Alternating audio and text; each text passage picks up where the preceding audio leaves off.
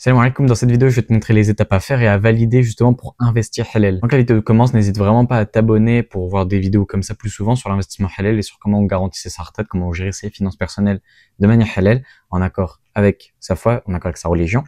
Donc si jamais tu veux voir plus de vidéos comme ça à l'avenir, n'hésite vraiment pas à t'abonner, à liker. Ça montrera qu'il y a de l'intérêt pour ce sujet-là et je continuerai Inch'Allah sur cette voie-là. Avant même de parler d'investissement, en fait, il faut parler de finances personnelles. Pourquoi? Parce que c'est la base de tout en fait. Dis-toi que si jamais t'as pas d'argent, tu pourras pas investir. Donc, il faut que tu optimises avant l'argent que tu vas avoir et que tu vas utiliser pour tes investissements. Donc, c'est pour ça que cette partie-là est extrêmement importante justement dans tes finances personnelles et puis même dans tes investissements. Parce qu'il faut pas voir uniquement les investissements en tant que tels, mais il faut aussi voir le global, c'est-à-dire comment ils vont interagir avec tes finances personnelles et comment gérer ces finances personnelles justement pour investir. Et c'est là où est toute la subtilité, toute la différence. Parce que quand tu vois que la plupart des gens ont des mauvaises relations avec l'argent et avec leurs finances personnelles, tu te demandes mais dans quoi ils investissent, pourquoi ils investissent. Et ils investissent, c'est très bien, mais ils n'ont pas de bonnes finances personnelles et du coup, forcément, en fait, ils vont tout dépenser, ils vont pas faire des bonnes décisions et au final, ils seront pas au maximum de la capacité de leurs finances personnelles. Sans bien sûr se frustrer, avoir vraiment un plan précis à suivre et qui est en accord avec sa situation personnelle et puis également sa situation financière. Okay. Donc premièrement pour les finances personnelles, ça va être assez large, hein. Je vais te donner des idées assez larges, mais voilà, pour te donner une idée, épargne grand minimum 10% de ce que tu gagnes et t'augmente de 10% par exemple tous les 4 mois de cette somme-là. Donc en fait, ça va gamifier un petit peu tes finances personnelles et ça va te pousser justement à toujours vouloir un peu plus et à trouver l'argent justement pour augmenter de 10% ces 10%-là, jusqu'à atteindre un palier de entre 30 et 50% de ce que tu gagnes. C'est déjà très bien d'épargner entre 30 et 50% de ce que tu gagnes, c'est l'idéal en fait. L'autre étape à faire, une fois que tu as justement épargné, que tu as réussi à épargner 10% de ce que tu gagnais, ça serait de constituer un matelas de sécurité. Qu'est-ce qu'un matelas de sécurité? En fait, c'est 3 à 6 mois de dépenses obligatoires essentielles, donc qui vont te permettre de pallier aux imprévus et d'être serein dans ta tête quand tu vas commencer à investir. Voilà, c'est vraiment ce que c'est un matelas de sécurité et c'est vraiment essentiel pour toute finance personnelle. Il y a certaines budgétisations, voilà, qui incluent les imprévus de manière mensuelle. Maintenant, c'est pas vraiment la meilleure manière de s'y prendre. Vaut mieux faire un matelas de sécurité pour justement pallier vraiment toutes les éventualités. Et ensuite, il faut que tu fasses une épargne automatique. Ça, c'est vraiment essentiel et ultra important. Pourquoi? Parce que justement, en fait, ton argent, personne ne se dit dans quoi je vais l'investir, mais tout le monde va se dire dans quoi je vais le dépenser. Et donc, forcément, si jamais cet argent-là n'est plus sur ton compte en banque, tu seras beaucoup moins tenté de le dépenser dans des choses qui vont pas forcément te rapprocher de tes objectifs financiers.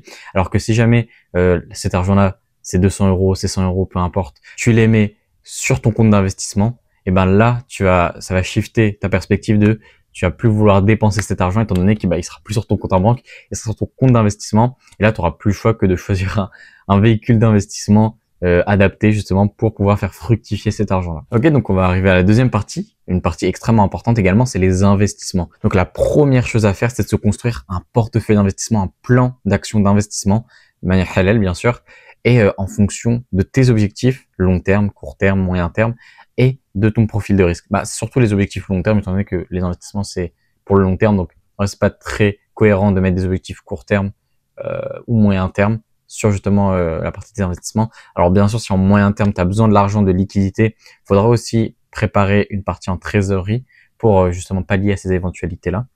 Maintenant, pour la plupart des gens, n'ont pas besoin de trésorerie sur le court terme.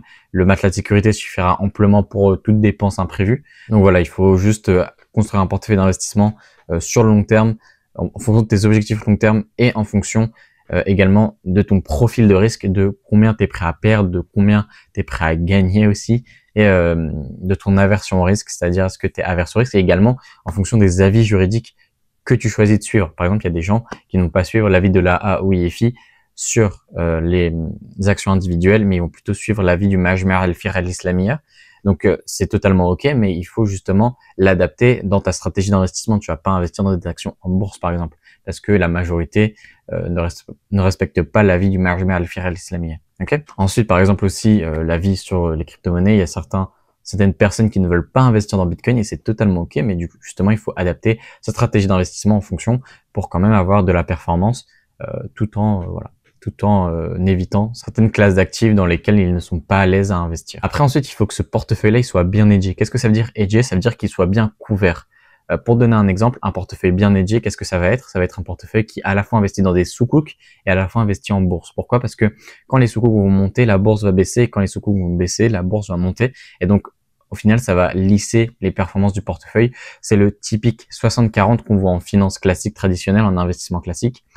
Tout simplement parce que là, c'est le 60-40, c'est quoi? C'est 60% en actions et 40% en obligations. C'est justement pour contrebalancer les performances d'une classe d'actifs plutôt que l'autre, pour justement avoir une performance qui va être flat, qui va être assez linéaire au fur et à mesure du temps. Bien sûr, il n'y a aucune performance qui est linéaire, mais ça va te permettre d'équilibrer un petit peu les deux poids de la balance. Donc voilà, je te l'ai déjà un petit peu teasé, mais voilà, tu vas utiliser des classes d'actifs comme les sukuk, comme les actions ou encore le Bitcoin, qui vont te permettre vraiment de faire un portefeuille diversifié dans différentes classes d'actifs.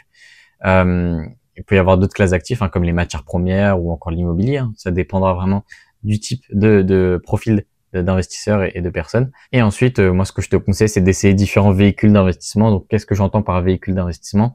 Par exemple, les SCPI que j'ai démonté durant la dernière vidéo, je t'invite à la regarder.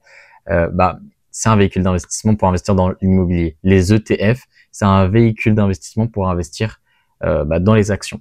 Les ETC, c'est un véhicule d'investissement pour investir dans les commodités, dans les matières premières, dans le Bitcoin, etc. En fait, il y a pas mal de véhicules d'investissement, qui vont regrouper différentes classes d'actifs ou alors une classe d'actifs et qui va te permettre d'investir dans un indice de référence.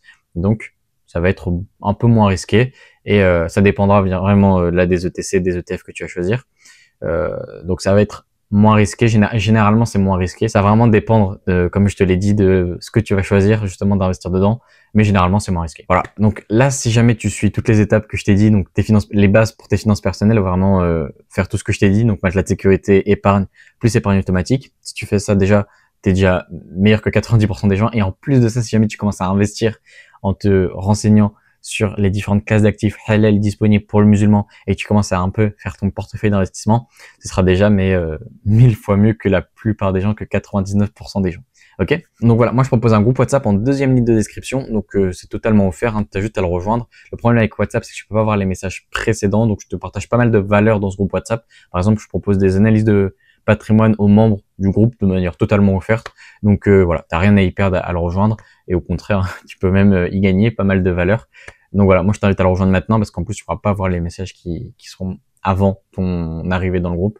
Donc voilà, c'est pour ça que je te conseille vraiment de le rejoindre. Également, j'ai fait en première ligne de description, il y aura une vidéo explicative de ma méthode, donc le MAL système, ce qui va te permettre justement de voir un petit peu ce que je propose.